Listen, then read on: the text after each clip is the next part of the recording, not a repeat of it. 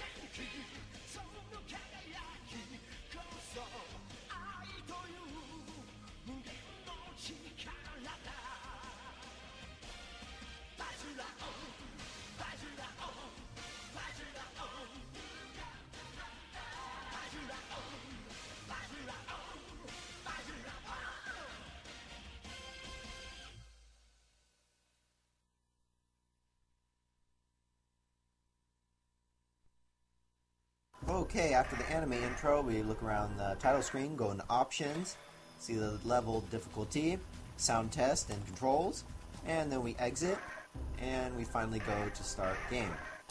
However, it really doesn't start the game. We first have to look at all these cutscenes, gives us a clue what's happening, not much of a clue. It's good to look at the cutscenes once, but after that, it just gets kind of tedious. So, you know, it's a typical evil place, red and black, crows everywhere, and, you know, you hear this voice that says, "Let me out of here! Let me out of here! I want to get revenge on Zenki! Let me out of here!" And all these crows are looking at him, and crows land. They're very evil looking. And so the crows turn to one place and see this dog and this guy, who are presumably both demons, and they walk up to the sealed place, and the guy says, "You want to be let out of here? I'll let you out of here." And then he says something like, "Yeah, but you have to turn everyone good into evil." And then they both are like, "Ah!" And the crows fly away. So that was the evil thing. It's not very informative, but whatever. So then we go to Chiaki's place, and the phone rings. And then she says, "Hi, Enoji, temple this." And it's like, "Nozomi? What's wrong?" And then Nozomi's like, I'm sorry, I've been caught, I'm very scared, blah, blah, blah. Please help me, I don't know when they'll catch me." And so there's these red eyes. She's like, hold on, be there, hold on until then. And then she hangs up the phone. And then goes over to Zenki. He's like, "This is not the time to be eating bananas. There's demons. They've appeared. We gotta help." And then Zenki is like, "What? Demons?" It's like, "Where are they? Let's go fight them." And then he crushes the banana for some reason. And then they both go out and they're like, "Let's do this." And she's like, "Yeah."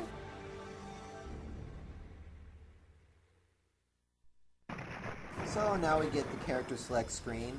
We have Zenki and Chiaki. And, you know, you get to choose one. What the f...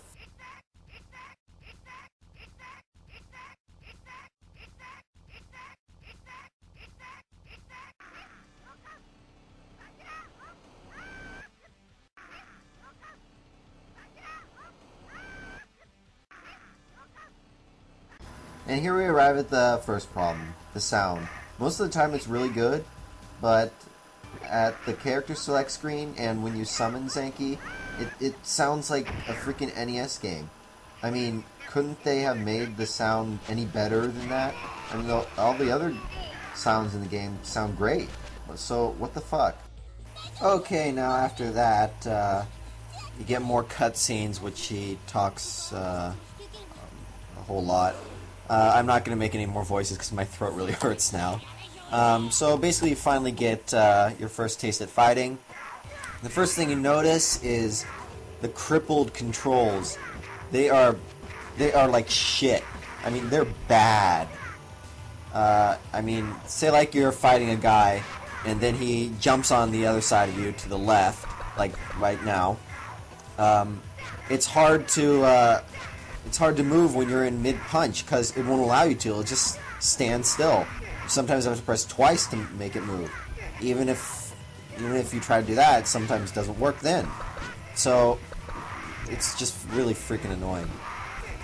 Other than that, you have your standard punch, guard, which is completely useless, and jump. And you can jump twice like Chun-Li does in Street Fighter. Now for the monster lineup. So that's pretty cool.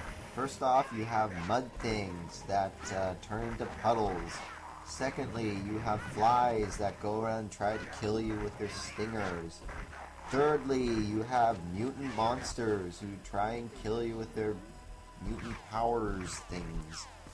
And lastly, you have skeletons that try to kill you with the carts.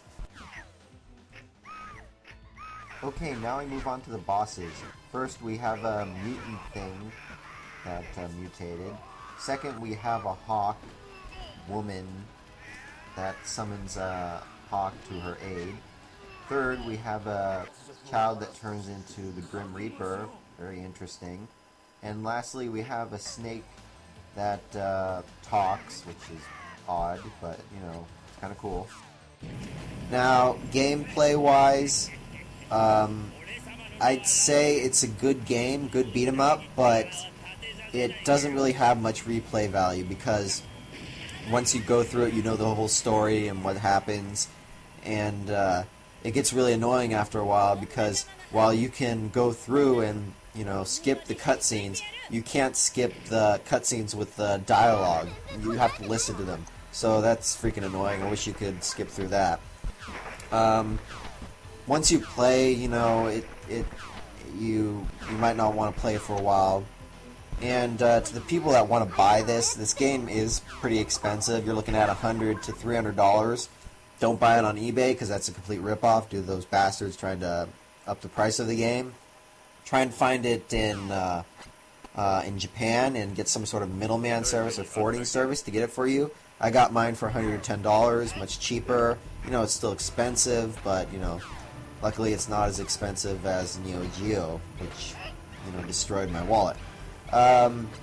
So yeah, my recommendation for this game is, if you really want it, why don't you try it out on the emulator, or, you know, try it out on your PC effects with a burned game.